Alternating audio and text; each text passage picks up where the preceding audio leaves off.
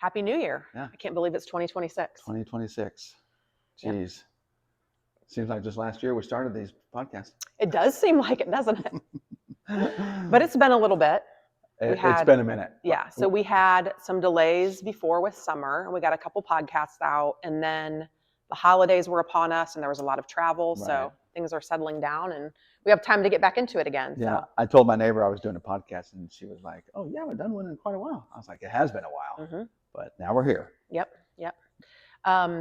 So something important to talk about for the new year, our first topic today, is an educational seminar coming up. Today's Monday. We're recording this Monday, January 19th. January 19th. So there was a president's update that went out this morning that reviewed an educational seminar regarding eMotos and eBikes in the community. That's right. Some of y'all might have seen some of these eMotos and eBikes around the neighborhood. Yep. So Hillsborough County Sheriff's Department is doing a seminar here on February 4th at 6:30 p.m. It'll be inside here. And if you're interested in attending that, RSVP to Joan, and her email address will be above here. In our podcast. And it's really going to be a seminar on safety regarding e-bikes and e-motos, and some definitions of how they get classified and what the current laws are, and then what's going on in some other HOA communities with private roads, like River Hills has. So there's a little bit of a twist on that because our roads are private. So he'll be here. The Hillsborough County Sheriff's Department will be here to talk to us about that on February 4th. Yeah, and I think a lot of communities are just trying to figure it out. Yeah. Right now. Yeah. Seems like a kind of a fun outlet and hobby to have. Mm-hmm. But yeah, we need to double click on it ourselves. This is a great opportunity. I'm going to be there, and kind of learn from all this kind of stuff. So, and whatever happens within our gates, including the trails, and some of the other amenities. So looking forward to that. Mm-hmm. Please come out, and like you said, encourage you to RSVP. That's just going to allow us and the GM to kind of get ready. Yeah. Tables, chairs, maybe some drinks and refreshments and things like that. All right. Perfect. All right. Good stuff. Okay. Up next. Parking passes. Parking passes. But where? Right here. Well, the other direction. Yeah. Behind you. Yeah. You can look behind you, actually. So I've lived here, I don't know, about 10 years. You've been here like 3 years. Yeah. Parking in a parking lot I'm not going to say it's been contentious, but it's just been something that people have asked about. Mm-hmm. I even remember myself asking about it when I first got here. And so we've kind of heard this from many residents, and we have a lot of new residents too. Mm-hmm. They just don't know. Yep. So I don't know if it was you or somebody was talking to Brian, the GM, and he kind of had a solution to this. Yeah. He said, make sure on your next podcast, let people know. Yeah. So you can get a 3-day parking pass here now, and it can be extended another 3 days and so on by going in, talking to Joan in the office there. She's your first desk when you walk in, and she'll get all of your information, and you'll be issued a 3-day parking pass. This is for residents, for guests. If you have a boat or RV or something like that you need to park temporarily, just see her. And that is so if there happens to be an event here and they need the extra parking, they know who to get a hold of, or they can inform you, hey, it's, there just might be a slight change to it. But it's just to keep everybody organized and then have an outlet for, overflow parking and things like that. Yeah, that's a great idea. Fantastic. Honestly, I'm ashamed I'd never thought of it myself. Yeah, but that's great. Good on the GM to do that. He's always seen this as part of the community, Mm-hmm. Wants to be part of that. So parking sometimes is a good issue to have, because when we have tournaments, functions or whatever, parking's at a premium. Yeah. So that's the whole reason, just to make sure you RSVP and so they can track it and all that kind of good stuff. So, yeah. Perfect. Okay. That's good. All right. 3-day parking passes. See Joan. Mm-hmm. Joan again. Joan again. There you go. RSVP. Good. All right. Next up is reserve study. Mm-hmm. Mm-hmm. So at our recent board meeting, there was a reserve study approved. The last one we had done was in 2023. And what happens during a reserve study? An organization comes out, Reserve Advisors, and they go through our HOA property and look at the lifetime life cycle and maintenance due on every asset we have. They catalog it all, and they have recommendations on useful life and maintenance life. It's nothing unique. Lots of HOA communities have the same.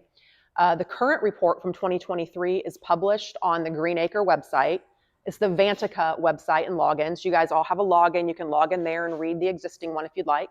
It's pretty interesting. I consult it now and then when I need to know how many feet of sidewalk or roadway or something we have, or just want to look at pictures of some of the infrastructure. So that's all there. So that's going to be coming up soon. I don't know how long it is, but it's a pretty robust book. It is. It's long. 3 or 4 dozen pages. I mean, it's very, very comprehensive. Might be longer than that. It is. It's lots of photos of everything we have. Very comprehensive. So for us, we know, or any board, we can plan for that.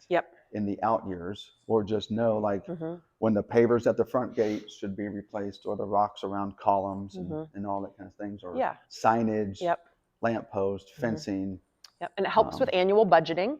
And a lot of times during board meetings, a lot of times we're voting on something and what fund it comes out of. Is it reserve or is it operating?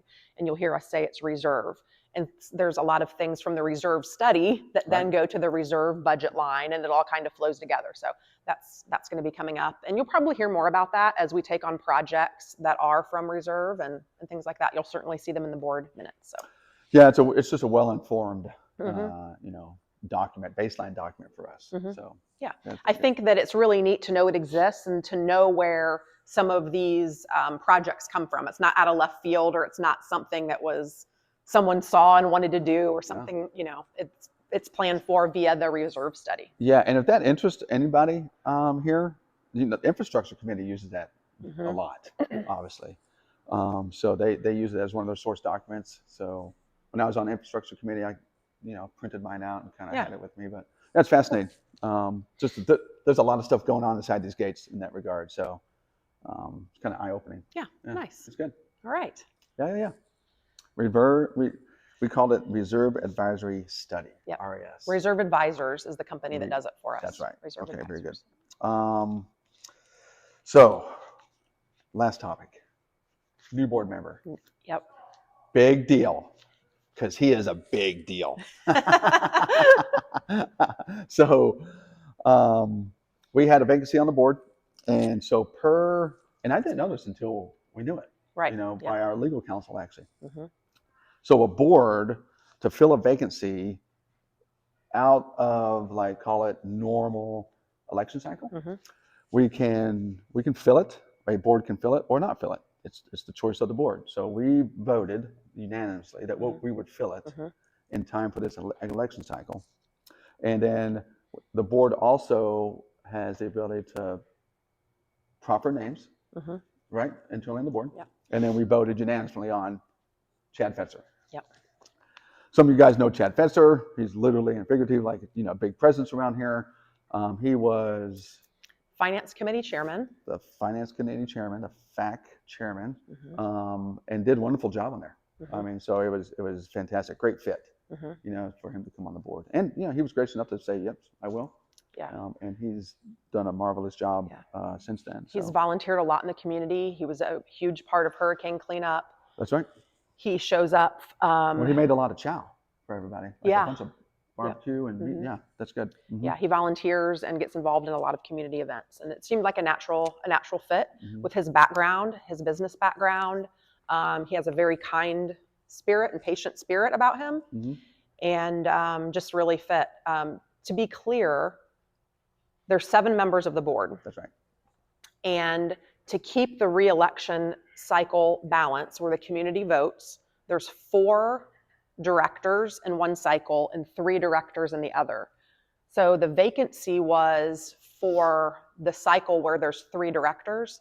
So if we would have left it open, it would have been open for about a year and a half. Yeah. So, or it would have been refreshed and it would have been off balance. It would have been a 5-2 cycle. So it just seemed like there wasn't a really good option there other than us, the existing board nominate. Yeah. Plus, I like to have an odd number, if there's a nay or a dissenting or opinions or anything like that. Yeah, correct. Yeah, an odd number is important. That's good. But speaking of the board, so they're taking applications now through the 21st, I believe. Yeah. Check my work on there, but I think it's January 21st by 4 p.m. At the front gate. I think the very first time I submitted my board app, it was literally like 4:15, and they want to take it. And right then I knew that, well, these guys don't mess around. Yeah, no, it's yeah. Literally, I had to It's wait. statute. It's run by statute. I waited a year. Yeah. That was quite funny. Mm-hmm. Yeah, so there's this is the 4 cycle where 4 board members will be elected. So it can be incumbents, it can be new applicants. So if you're interested, you have several emails. There's been several sent out by the HOA. There's a letter from Dan Ross, who heads the nominating committee, in there that kind of gives a description of the role. War Eagle. Yep. And then the application's there. You can fill it out online, and you can submit it by email or drop it off in the mailbox up at the front HOA office. Mm-hmm. Yeah. Well, good. I think that might round it out. I know, this is the shortest podcast ever. So coming up, we'll have some longer ones. We'll have some 2025 financials to report on. Yes. As that comes in, and then some plans for 2026. Hopefully, we'll have some things to share. Yeah. Expect another podcast before the annual meeting. Mm-hmm. You know, as a prelude to that. Yeah. And kind of get some excitement going on mm-hmm. for the annual meeting. Yeah. Which is March 9th. March 9th is the annual members meeting. Okay. Yeah. And that's when the new board will be. Yeah. Yeah. Yeah, I know we have a lot of new folks, not a lot of new residents in the community, so hopefully to see a lot of newcomers there. And don't have to RSVP for that. Nope, just show up. Yep. All right. Well, should we close like we always do? Yeah, that's where I stand here and listen to you say our slogan. So we don't sound like we're singing together? I'll lip sync it. All right. Let's all continue to work together to make River Hills the best community in Hillsborough County. Very good. That wasn't right. All right, you did. Because I was looking at that. I was like, it was right. It nailed it. It was right. Yeah. Oh man, look at me go. I know. Okay. Look at All you right. go. Well, let's close it out then. All right. We'll see you next time. See you next time. Bye, See y'all. ya. Bye. Cheers.